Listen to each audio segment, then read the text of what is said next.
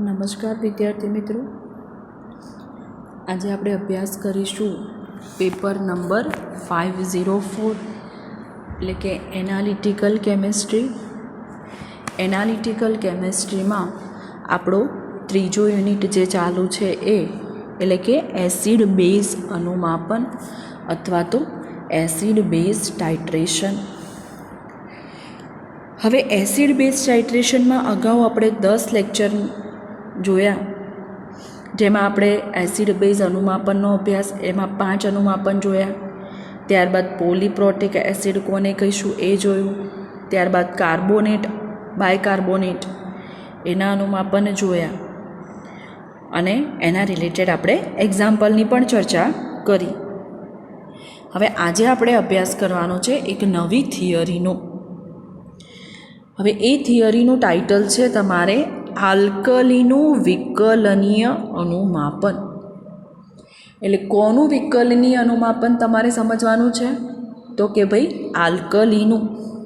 અથવા તમને થિયરી અલગ રીતે પૂછાય તો કઈ રીતે પૂછાય, બીજી રીતે પૂછાય તો કે ભાઈ કાર્બોનેટ, બાયકાર્બોનેટ તથા હાઇડ્રોક્સાઇડ આયનના મિશ્રણનું અનુમાપન સમજાવો. ત્રણેયનું ભેગું મિશ્રણ, કાર્બોનેટ, બાયકાર્બોનેટ અને હાઇડ્રોક્સાઇડ આયનો ત્રણેયનું ભેગું મિશ્રણ હોય એનું અનુમાપન સમજાવો, અથવા તો આલ્કલીનું વિકલનીય અનુમાપન. તો આજે આપણે આ થિયરીનો અભ્યાસ કરવાનો છે. તો જોઈશું આપણે આ થિયરી. તો જુઓ, હવે આલ્કલી વિકલનીય અનુમાપન કોને કહીશું, અથવા તો વિકલનીય અનુમાપન કોને કહેવાય? તમને એસક્યુમાં પૂછે કે ભાઈ વિકલનીય અનુમાપન એટલે શું? તો જુઓ, જે અનુમાપનના તટસ્થીકરણ આલેખમાં, એટલે કે આપણે જે અનુમાપન આલેખ પાછળ દોરીએ છીએ એ લાસ્ટમાં, એટલે કે તટસ્થીકરણ આલેખમાં બે બ્રેક પૂરતા પ્રમાણમાં જુદા પડતા હોય. હવે શું થશે કે અનુમાપન આલેખમાં આપણને બે બ્રેક અલગ જોવા મળે તો આપણને સમતુલ્ય બિંદુ સ્પષ્ટ રીતે આપણે નક્કી કરી શકીએ. જો બે બ્રેક આપણને અલગ જોવા ન મળે તો આપણે સમતુલ્ય બિંદુ સ્પષ્ટ રીતે નક્કી કરી શકીએ નહીં. તો આપણને અનુમાપન કરવામાં મુશ્કેલી પડે જો આપણને બે બ્રેક પૂરતા પ્રમાણમાં જોવા ન મળે તો. જ્યારે તમને વિકલનીય અનુમાપનમાં શું કીધું છે કે આલેખમાં બે બ્રેક પૂરતા પ્રમાણમાં જુદા પડતા હોય. હવે બે બ્રેક પૂરતા પ્રમાણમાં જુદા પડશે કે જેથી બે સમતુલ્ય બિંદુ આપણને સ્પષ્ટ રીતે નક્કી થઈ શકે, તો તેવા અનુમાપનને આપણે શું કહીશું? વિકલનીય અનુમાપન કહેવામાં આવે છે. તો આ થઈ તમારી વિકલનીય અનુમાપનની ડેફિનેશન. હવે આગળ જોઈશું આપણે તો કે ભાઈ કાર્બોનેટ, બાયકાર્બોનેટ અને હાઇડ્રોક્સાઇડ આયનો આ ત્રણ કેવા છે? બેઝ. કારણ કે આપણને શેનું વિકલનીય અનુમાપન કીધું છે? આલ્કલી. આલ્કલી એટલે કે બેઝ. તો કાર્બોનેટ, બાયકાર્બોનેટ અને હાઇડ્રોક્સાઇડ એ ત્રણ કેવા થશે? આલ્કલી એટલે કે બેઝ. બેઝ હોવાથી ત્રણ બેઝ છે માટે આપણે એનું અનુમાપન કોના જોડે કરી શકીએ?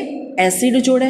તો અહીંયા આપણે કેવો એસિડ લીધો છે? તો કે ભાઈ પ્રબળ એસિડ સાથે અનુમાપન થઈ શકે છે. હવે જુઓ, બાયકાર્બોનેટ એટલે કે HCO3- અને હાઇડ્રોક્સાઇડ આયનો, જેને આપણે શું કહીએ છીએ? OH- એટલે કે HCO3- અને OH- આયનો એક જ દ્રાવણમાં હોઈ શકે નહીં. હવે શું કીધું છે તમને? ત્રણેયનું ભેગું અનુમાપન તો કીધું છે, પણ હવે એમાં તમને શું કીધું છે કે HCO3- અને OH- બંને એક દ્રાવણમાં હોઈ શકે નહીં. કારણ કે બંને એક દ્રાવણમાં શું હશે તો શું થશે? બંને એકબીજા સાથે પ્રક્રિયા કરશે. બરાબર? એટલે કે કારણ કે એકબીજા સાથે પ્રક્રિયા અનુભવે છે. હવે જુઓ, જ્યારે HCO3- એટલે કે બાયકાર્બોનેટની OH- સાથે પ્રક્રિયા થશે એટલે શું મળશે આપણને? એક તો પાણી એટલે કે H2O અને CO3-2. હવે આપણને શું કીધું છે કે જો આ પ્રકારના મિશ્રણમાં NaHCO3 અને NaOH હોય તો, હવે જુઓ આગળ હું તમને બતાવું કે તમને શું કીધું છે કે આ પ્રકારના મિશ્રણમાં આપણે જો NaHCO3 અને NaOH લઈએ તો પ્રક્રિયામાં 5 શક્ય ઘટકો તમને જોવા મળશે. હવે આપણે આ પ્રક્રિયામાં જો આ બંને લઈએ, આ પ્રકારના મિશ્રણ NaHCO3 અને NaOHનો, તો તમને અલગ અલગ 5 પ્રકારના ઘટકો જોવા મળશે. અને એ ઘટકોની શું ઇફેક્ટ થાય છે અનુમાપન આલેખમાં, એ તમને 5 અલગ અલગ રીતે તમને અહીંયા આ થિયરીમાં સમજાયો છે. તો તમારી જે આ વિકલનીય અનુમાપન છે એમાં કેટલા પોર્શન પડશે? 5 અલગ અલગ. તો પહેલું જે છે કે જો આપણે આ પ્રકારના અનુમાપનમાં ખાલી આપણે Na2CO3નો ઉપયોગ કરીએ તો તમારે 5 અલગ અલગ ઘટકો લેવાના છે. તો પહેલો ઘટક તરીકે આપણે શું લીધું છે? ખાલી Na2CO3. હવે તમને શું કીધું છે કે જો આપણે ખાલી Na2CO3નો ઉપયોગ કરીએ તો આપણને સ્પષ્ટ 2 અંતિમ બિંદુઓ જોવા મળશે. હવે આપણને અંતિમ બિંદુઓ ક્યારે જોવા મળે? કે જ્યારે આપણે કોઈ સૂચકનો અનુમાપનમાં ઉપયોગ કરીએ. તો હવે સૂચકમાં તમારે 2 સૂચક લીધા છે, એક ફિનોલ્ફથેલિન અને મિથાઇલ રેડ. એટલે કે જ્યારે તમે ઘટક તરીકે Na2CO3નો ઉપયોગ કરો છો ત્યારે તમારે કયા 2 સૂચકનો ઉપયોગ કરવામાં આવે છે? તો કે ભાઈ ફિનોલ્ફથેલિન અને મિથાઇલ રેડ. હવે જોઈશું આપણે આગળ શું થશે. તો જુઓ, ફિનોલ્ફથેલિન માટે અંતિમ બિંદુ મેળવવા માટે અનુમાપકનું કદ. હવે જો ફિનોલ્ફથેલિન માટે તમે જ્યારે સૂચક ફિનોલ્ફથેલિન એડ કરો છો એ વખતે અનુમાપક એટલે તમારું HCl, તમારે કેટલું HCl એડ કરવું પડે છે એનું કદ બરાબર ફિનોલ્ફથેલિનથી મિથાઇલ રેડ સુધીના અંતિમ બિંદુ માટેનું કદ. એટલે કે જ્યારે તમે ફિનોલ્ફથેલિન સૂચક યુઝ કરી અને જે અંતિમ બિંદુ મળે છે ત્યાંથી તમે ફરી પાછું શું એડ કરશો? Methyl red. હવે મિથાઇલ રેડ એડ કરો ત્યાંથી તે તમારું અંતિમ બિંદુ તમને લાઇટ ઓરેન્જ કલર મળે ત્યાં સુધી માટેનું કદ. એટલે કે ફિનોલ્ફથેલિન માટે અનુમાપકનું કદ બરાબર મિથાઇલ રેડ સુધીના અંતિમ બિંદુ માટેનું કદ કહી શકાય આપણે. હવે તમને શું કીધું છે? જુઓ, જો ફિનોલ્ફથેલિન અંત બિંદુએ પ્રક્રિયા અટકાવવામાં આવે તો ફિનોલ્ફથેલિન અંત બિંદુએ એટલે કે જ્યારે તમને ફિનોલ્ફથેલિન નાખી અને તમને જ્યારે જે અંતિમ બિંદુ મળે ત્યાં તમારી જો પ્રક્રિયા અટકાવવામાં આવે તો તમને શું મળશે?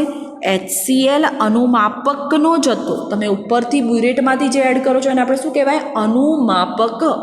તો અનુમાપક તરીકે આપણે શું લીધું છે? HCl. એટલે કે HCl અનુમાપકનો જથ્થો બરાબર Na2CO3નો જથ્થો. કારણ કે આપણે ઘટક તરીકે શું લીધું છે? ખાલી Na2CO3નો. એટલે કે જો આપણે ફિનોલ્ફથેલિન અંતિમ બિંદુએ અટકી જઈએ તો એનો જથ્થો બરાબર Na2CO3નો જથ્થો વપરાયેલો હોય. હવે આપણને શું કીધું છે? જો મિથાઇલ રેડ અંતિમ બિંદુએ પ્રક્રિયા અટકે. હવે તમને શું કીધું છે? કે જો મિથાઇલ રેડ અંતિમ બિંદુએ પ્રક્રિયા અટકે તો શું થશે? HCl અનુમાપકનું કદ બરાબર 2 ગુણ્યા Na2CO3નો જથ્થો. હવે જો વિદ્યાર્થી મિત્રો Na2CO3નો જથ્થો કેટલો વપરાશે? 2 ગણો. કારણ કે 1 ગણો તો જ્યારે તમે ફિનોલ્ફથેલિન એડ કરો છો અને જે અંતિમ બિંદુ મળે છે એ વખતનો જથ્થો, અને જ્યારે ફરી પાછું તમે બીજું HCl અનુમાપકનો કદ ઉમેરો એટલે ફરી પાછો તમારો Na2CO3નો જથ્થો વપરાશે. એટલે કે 2 ગણો Na2CO3નો જથ્થો બરાબર HClનું કદ, એટલે કે HCl અનુમાપકનું કદ. તો આ થયું તમે જ્યારે ફક્ત Na2CO3 ઘટક યુઝ કરો છો એ વખતની અનુમાપનની થિયરી. હવે આના ઉપરથી આપણે શું કરીશું? તો ગ્રાફ દોરીશું. તો જુઓ, તમને અહીંયા ગ્રાફમાં શું જોવા મળે છે? 2 અંતિમ બિંદુ સ્પષ્ટ તમને જોવા મળે છે. તો આ થયું તમારો પ્રથમ ઘટક કે જ્યારે તમે Na2CO3 એડ કરો છો એ વખતનું. હવે બીજું તમને શું કીધું છે? બીજા ઘટકમાં કે જ્યારે તમે Na2CO3 વત્તા NaOH બંનેનું મિશ્રણ લો છો તો જુઓ એ વખતે શું પ્રક્રિયા થશે? તો કે અહીં ફિનોલ્ફથેલિન સૂચકની મદદથી, અહીંયા પણ આપણે કયો સૂચક યુઝ કરવાનો છે? તો કે ભાઈ ફિનોલ્ફથેલિન. એટલે કે ફિનોલ્ફથેલિન સૂચકની મદદથી NaOHનું સંપૂર્ણ, એટલે શું થશે? આ NaOH, આ જે NaOH છે એનું સંપૂર્ણ અને Na2CO3નું અડધું એટલે શું થશે? Na2CO3નું અડધું એટલે અહીંયા શું મળશે આપણને? NaHCO3 સુધીનું અનુમાપન થાય છે. હવે અડધું અનુમાપન થયું, NaOHનું પૂર્ણ અનુમાપન થયું, જ્યારે NaHCO3નું અડધું અનુમાપન થયું. એ અડધું અનુમાપન આપણે પૂર્ણ કરવા માટે ફરી પાછું એની અંદર કયો ઇન્ડિકેટર યુઝ કરીશું? તો કે ભાઈ મિથાઇલ ઓરેન્જ. એટલે મિથાઇલ ઓરેન્જ એડ કરીશું એટલે જે અડધો NaCO3 આપણો બાકી હતો એનું સંપૂર્ણ Na2CO3માં રૂપાંતર થઈ જશે. એટલે બીજો જે ઘટક છે Na2CO3 વત્તા NaOH, તો એ બેને જ્યારે આપણે મિશ્રણ લઈએ છીએ એટલે NaOHનું સંપૂર્ણ થશે અનુમાપન, જ્યારે Na2CO3નું અડધું તમને અનુમાપન જોવા મળશે. તો આપણે પ્રક્રિયા દ્વારા સમજીએ કે NaOHનું HCl જોડે અનુમાપન થશે એટલે તમને શું મળશે? NaCl વત્તા H2 એટલે તમને અનુમાપકનું જે કદ મળશે એને આપણે શું કહીશું? V1 ml. હવે બીજું જે Na2CO3 લીધું એમાંથી અડધું NaCO3નું અનુમાપન થશે. અડધું એટલે કે ક્યાં સુધીનું? NaHCO3નું. ફરી પાછી તમે એની અંદર મિથાઇલ રેડ યુઝ કરીશો, મિથાઇલ ઓરેન્જ, એટલે એનું ફરી પાછું HCl જોડે પ્રક્રિયા થશે એટલે તમને શું મળશે? H2O વત્તા CO2. હવે આ જે બીજો ઘટક છે Na2CO3 અને NaOH, હવે એનો આપણે આલેખ દોરવો હોય તો કેવી રીતે દોરાય આપણે પછી સમજીએ. પણ જો ફિનોલ્ફથેલિન સુધી HClનું કદ, એટલે કે જ્યારે આપણે અનુમાપક HClનું કદ ક્યાં સુધી એડ કરીશું? કે જ્યાં સુધી આપણે ફિનોલ્ફથેલિન ઇન્ડિકેટર યુઝ કરીશું ત્યાં સુધી. તો એ વખતે આપણને કયો જથ્થો મળશે?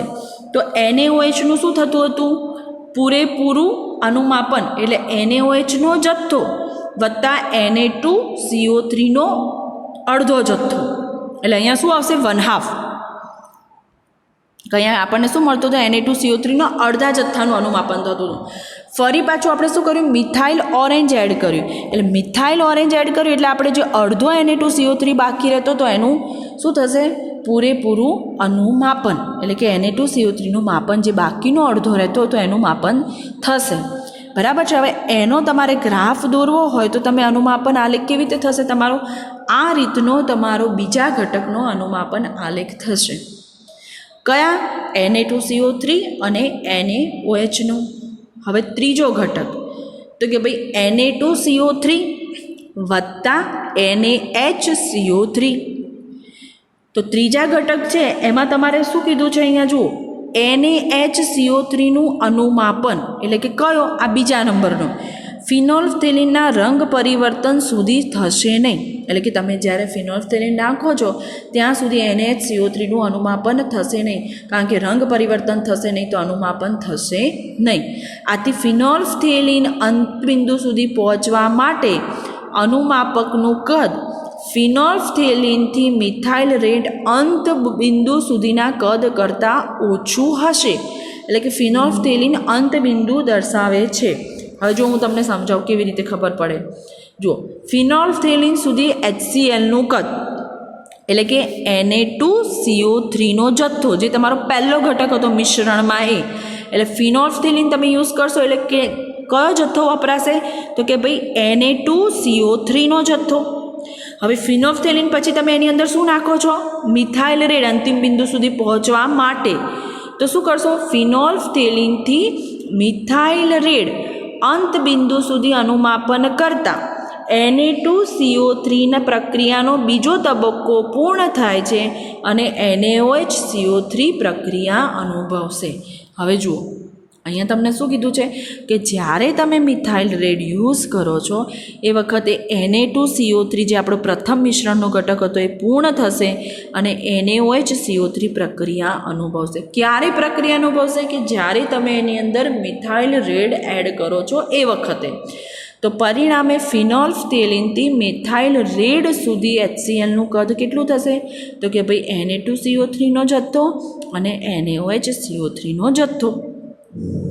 એટલે શું થશે? આના ઉપરથી આપણે NaOHCO3નો જથ્થો તફાવત દ્વારા મળી શકે. તો આ થયું તમારું ત્રીજો ઘટક અને જેનો અનુમાપન આલેખ આ રીતનો તમને જોવા મળશે. કયા ઘટક માટેનો અનુમાપન આલેખ?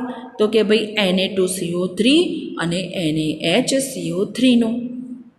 હવે ચોથું ઘટકમાં તમને શું કીધું છે કે ફક્ત જો ખાલી અને ખાલી NaOH યુઝ કરવામાં આવે તો, એટલે કે એક જ બેઝ તમને અહીંયા જોવા મળશે. હવે જુઓ, બેઝ નીચે NaOH છે ને આપણે અનુમાપક તરીકે શું યુઝ કર્યું છે? HCl. તો આ કયા પ્રકારનું ટાઇટ્રેશન થઈ જશે? ફરી પાછું એસિડ બેઝ પ્રકારનું. તો જુઓ, ફક્ત એક જ બેઝ જોવા મળશે તો એસિડ બેઝ પ્રકારનું અનુમાપન થશે, તથા બંને સૂચક માટે અંત બિંદુ એક જ હશે. એટલે કે સંપૂર્ણ અહીંયા તમારે બીજો સૂચક એડ કરવો પડશે નહીં, કારણ કે એક જ સૂચકમાં તમને ડાયરેક્ટ અંતિમ બિંદુ મળી જશે. એટલે કે આ જે અનુમાપન છે કેવું થશે? સંપૂર્ણ અનુમાપન થશે. તો તમારે યુઝ કરવો હોય NaOHનું HCl સાથે અનુમાપન કરો તો કાં તો તમે ફિનોલ્ફથેલિન યુઝ કરો, કાં તો તમે મિથાઇલ રેડ ઓર એટલે કે બંનેમાંથી તમે કોઈ પણ એક સૂચકનો ઉપયોગ કરી અને અંતિમ બિંદુ મેળવી શકો છો, એટલે કે H2O વત્તા NaCl. તો આ થયો તમારો ચોથો ઘટક અને આ થયું તમારો એનો અનુમાપનનો આલેખ. બરાબર છે. હવે લાસ્ટ ઘટક, લાસ્ટમાં તમને શું કીધું છે કે ખાલી આપણે Na2CO3નો ઉપયોગ કરીએ તો શું થાય?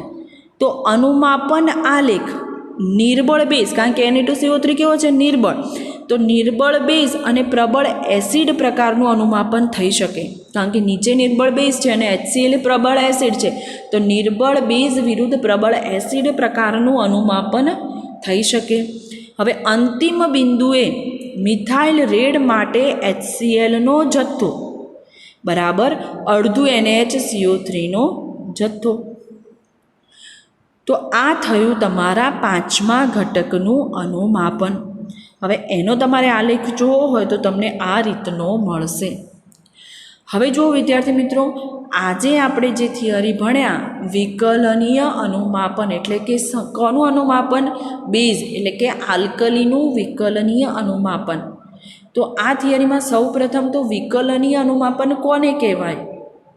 તો અનુમાપન દરમિયાન આપણને બે સ્પષ્ટ બ્રેક જોવા મળે તો આપણને બે સ્પષ્ટ અંતિમ બિંદુ મળી શકે. પણ અહીંયા તમને શું કીધું છે? ત્રણેયના મિશ્રણનું અનુમાપન કીધું છે. કયા ત્રણનું? તો કે ભાઈ કાર્બોનેટ, બાયકાર્બોનેટ અને હાઇડ્રોક્સાઇડ આયનો. પણ ફરી પાછી આપણને કઈ શરત કીધી છે કે કાર્બોનેટ અને બાયકાર્બોનેટ અને હાઇડ્રોક્સાઇડ આયનો એટલે કે HCO3 માઇનસ અને OH માઇનસ એ એક જ દ્રાવણમાં હોઈ શકે નહીં, કારણ કે હોય તો એ બંને શું કરશે? એકબીજા સાથે પ્રક્રિયા. હવે એ માટે આપણે શું કરીશું? તો આ પ્રકારના મિશ્રણમાં આપણે કોનો ઉપયોગ કરીશું? તો કે ભાઈ NaHCO3 અને બીજો કોનો ઉપયોગ કર્યો? તો આપણે NaOHનો. તો આ બધા મિશ્રણ લઈ અને આપણે 5 શક્ય ઘટકો જોયા, 5 અલગ અલગ. પહેલો જે જોયો તો આપણે Na2CO3, બીજો જે જોયો આપણો Na2CO3 પ્લસ NaOH, ત્રીજો જે જોયો Na2CO3 પ્લસ NaHCO3 અને ચોથો જે ઘટક જોયો આપણે ખાલી NaOH યુઝ કર્યો અને પાંચમો જે ઘટક હતો એમાં ખાલી આપણે NaHCO3 જોઈ અને આપણે આ થિયરી પૂર્ણ કરી. એટલે કે ટોટલ 5 ઘટકમાં આપણી આ થિયરી પૂર્ણ થાય છે. હવે નેક્સ્ટ થિયરી આપણે આગળના લેક્ચરમાં જોઈશું.